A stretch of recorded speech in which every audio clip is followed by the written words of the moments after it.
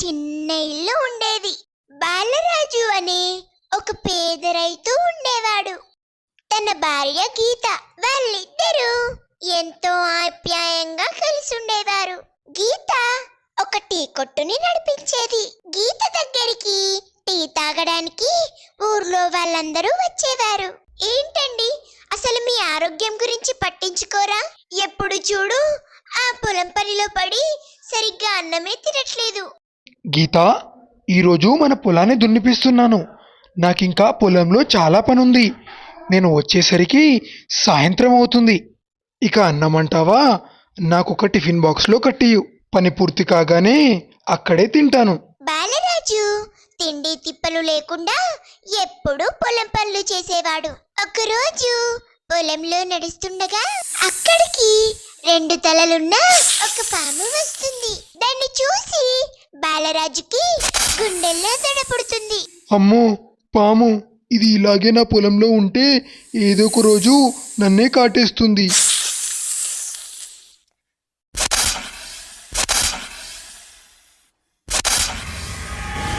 ఆ పాము ఒక నాగినిగా మారుతుంది. ఒరే తుచ్చుడా, ఎందుకురా నన్ను కొట్టావు?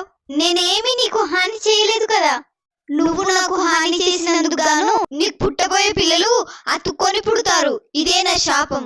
నన్ను క్షమించమ్మా, తప్పు చేశాను.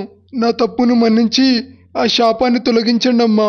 నేను ఒక్కసారి శపిస్తే మళ్ళా తిరిగి తీసుకోలేను. దీనికి ఒకే ఒక పరిష్కారం ఉంది. తూర్పు కొండల్లో ఉన్న సాధువుని కలువు. వెంటనే అక్కడి నుంచి వెళ్ళి తన భార్య దగ్గరికి పరుగులు తీస్తాడు. ఏమైందండి, ఇప్పుడే వచ్చారు? మీరు సాయంత్రం వస్తానన్నారుగా. నేను పెట్టిన భోజనం తిన్నారా? అయినా ఆ పని ఇప్పుడప్పుడే పూర్తవ్వదే. గీత, నేను మన పొలంలో 2 తలలున్న పాముని చూశాను. నాకు భయం వేసి కట్టెతో బాగా కొట్టాను. అది మామూలు పాము కాదు గీత, అది ఒక నాగిని. నేను ఆ నాగిని కొట్టినందుకు మనకు పుట్టబోయే పిల్లలు అతుక్కొని పుడతారని శాపం పెట్టింది. నాకు చాలా భయంగా ఉంది గీత. కొన్ని రోజుల తర్వాత గీత ప్రెగ్నెంట్ అవుతుంది. నాకెందుకో ఆ నాగిని శాపం గురించి చాలా భయంగా ఉంది గీత. నువ్వు ప్రెగ్నెంట్ అయినప్పటి నుంచి నాకు మనసు లేదు గీత. అదే భయంగా ఉంది. అలా ఏమీ జరగదులే అండి, మీరేమీ కంగారు పడకండి. ఆ దేవుణ్ణి మనం తలుచుకుందాం. ఒకరోజు గీతకు బాగా నొప్పులు వస్తాయి. వెంటనే గీతని హాస్పిటల్కి తీసుకెళ్తాడు. శాపం వలన గీతకు 2 కూతుర్లు అతుక్కొని పుడతారు. ఏంటి డాక్టర్ గారు, నా బిడ్డలేంటి ఇలా పుట్టారు? ఎప్పుడు చూడని విధంగా ఇలా అతుక్కొని పుట్టారేంటి? దీనికి ఏదైనా పరిష్కారం ఉందంటారా డాక్టర్ గారు? చెప్పండి. దీనికి మేమేం చేయలేమండి. ఇది ఇంతవరకు ఎవరికీ కాలేదు. నేను ఎక్కడా చూడలేదు.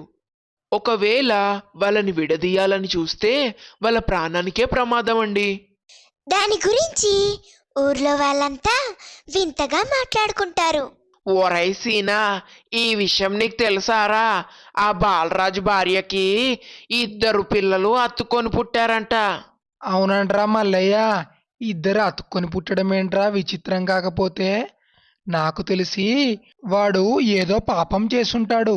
బాలరాజు తన బిడ్డల్ని కాపాడుకోవాలని ఒక సాధువు దగ్గరికి వెళ్తాడు.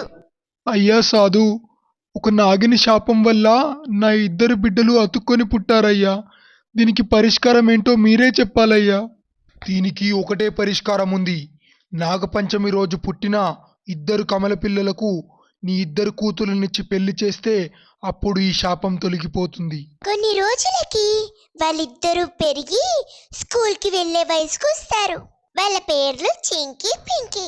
చింకీ పింకీ 2 గొడవ పడకుండా చక్కగా ఉండేవారు. చింకీ, మనం రేపిద్దరం స్కూల్కి వెళ్ళాలి. నువ్వు ప్రొద్దున అస్సలు లేవట్లేదు. నీ వల్ల నేను ఇంట్లో ఉండాల్సి వస్తుంది. నువ్వు ఇలాగే చేసావంటే మనిద్దరం ఎగ్జామ్స్ లో ఫెయిల్ అవుతాం.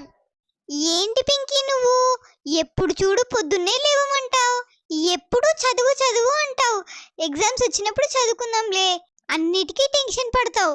నీకు నేనున్నాగా, భయపడకు. బాలరాజు గీత పిల్లల విషయంలో ఏమీ చేయలేక అలాగే పెంచుతారు.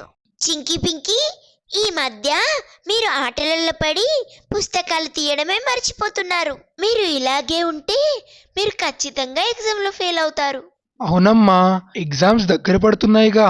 మీరు బాగా చదువుకోవాలి. అప్పుడే మీకు మంచి మార్కులు వస్తాయి. మీరిద్దరు బాగా చదువుకుంటేనే మంచి పేరు వస్తుంది. అన్నిటికీ కారణం చింకే నాన్న. తను ప్రొద్దున్నే అస్సలు లేవట్లేదు, ఇంకా పాఠాలు కూడా వినట్లేదు నాన్న. నాన్న, నాకు ఈ చదువంటే అస్సలు నచ్చదు. గేమ్స్ అంటేనే చాలా ఇష్టం. నాకు గేమ్స్ పైనే చాలా ఇంట్రెస్ట్ ఉంది నాన్న.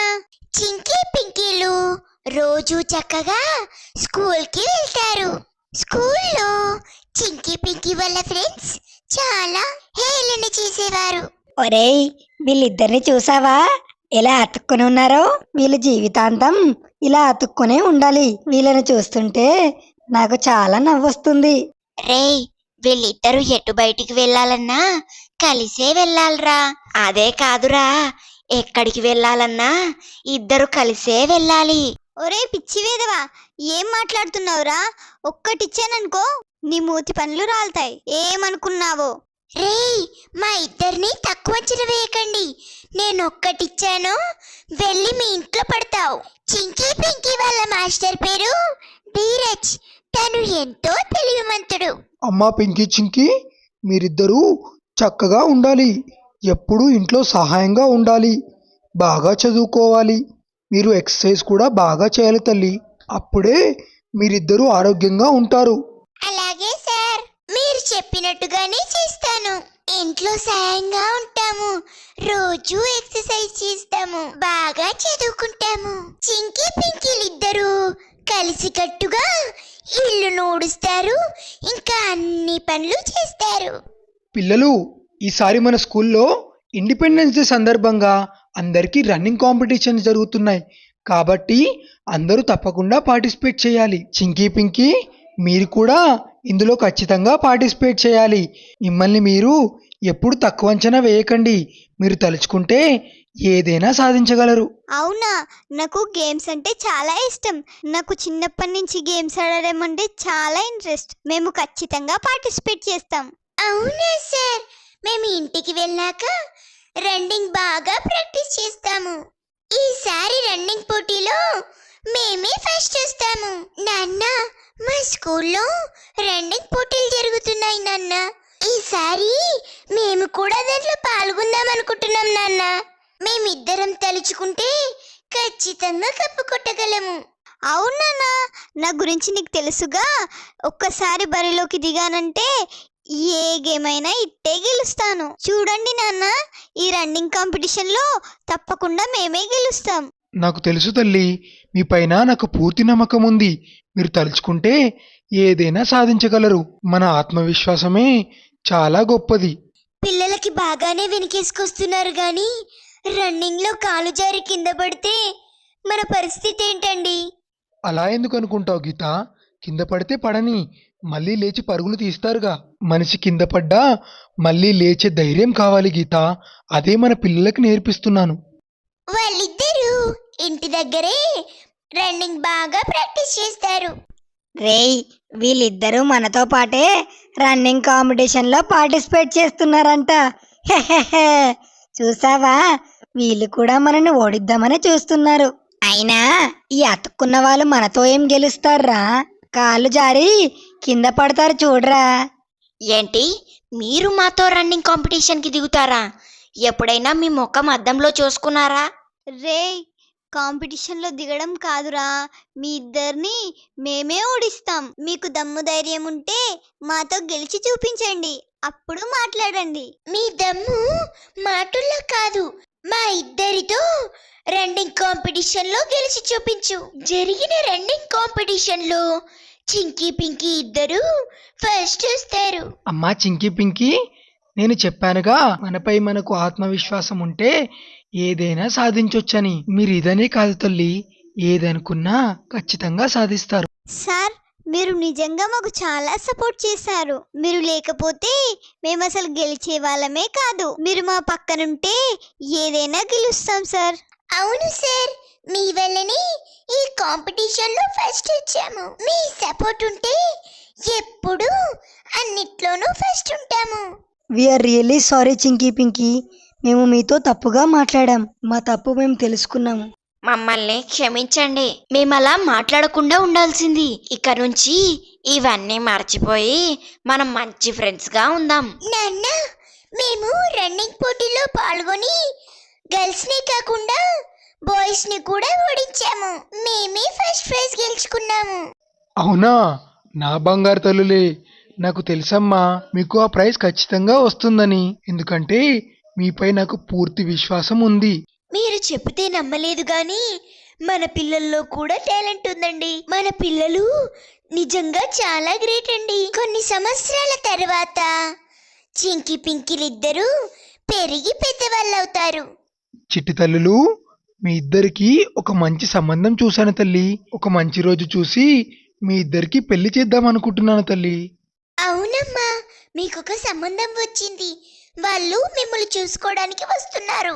అలాగే అమ్మా, మీరు ఎలా చెప్తే అలా వింటాను. అంతా మీ ఇష్టం.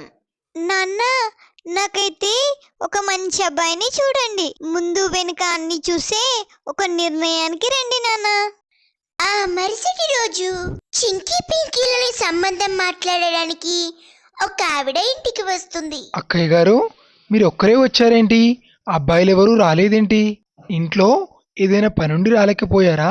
ఈ అతుక్కొని పుట్టిన వాళ్ళని చూడడానికి మా ఇద్దరు కొడుకులు రావాలా? నేను చూస్తే సరిపోదా? మీరు చూడడానికి అంత ఏమీ బాగోలేరు. నేను నీకోసమేనా నేను ఎంత దూరం పని వదిలేసుకొని వచ్చాను. అనవసరంగా వచ్చాను. నిన్ను ఎవరు రమ్మన్నారు? కాస్త మర్యాదగా మాట్లాడు. ఏంటి మా నాన్నతో అలా మాట్లాడుతున్నారు? మీరిప్పుడే ఇలా ఉంటే పెళ్ళయ్యాక ఇలా ఉంటారు?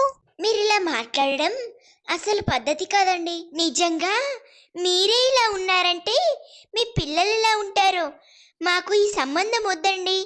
ఒకరోజు చింకీ పింకీ ఇద్దరు టీవీలో నేషనల్ లెవెల్ రన్నింగ్ కాంపిటీషన్స్ గురించి చూస్తారు. పింకీ, ఇది నువ్వు చూసావా?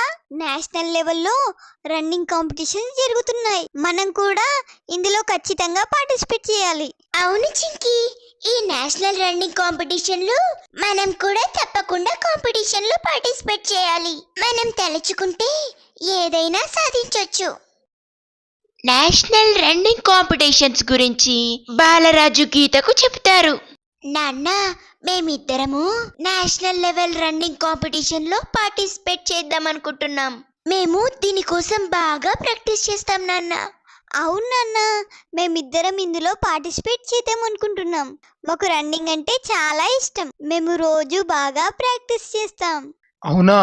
అయితే సరే, మీరిద్దరూ బాగా ప్రాక్టీస్ చేయండి. నాకు తెలుసు తల్లి, మీ పైన నాకు పూర్తి నమ్మకం ఉంది. మీరు తలుచుకుంటే ఏదైనా సాధించగలరు.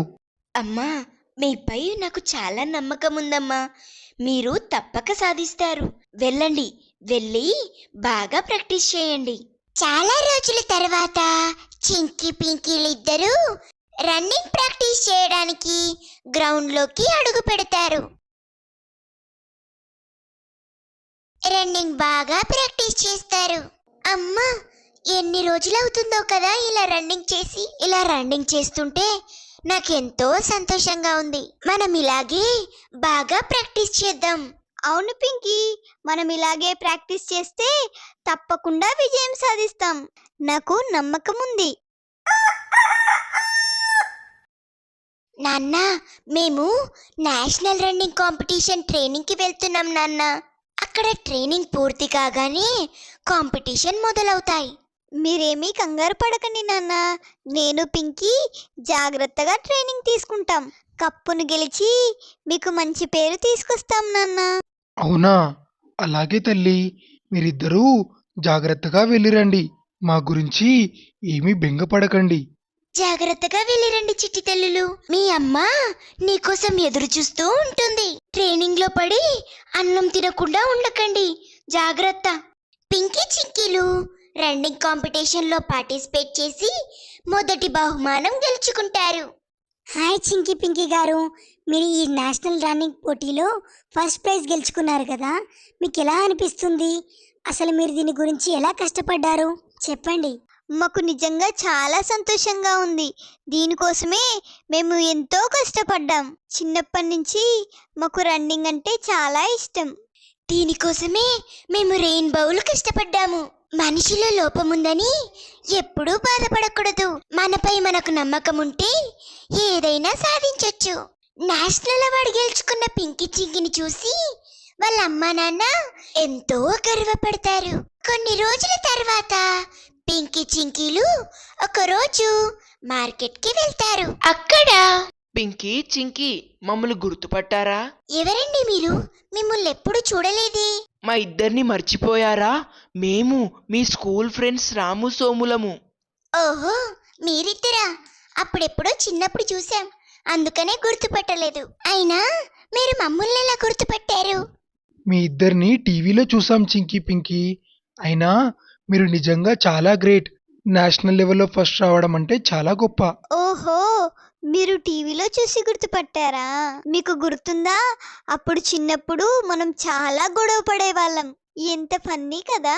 డబ్బులు దానం చేయండి అమ్మా.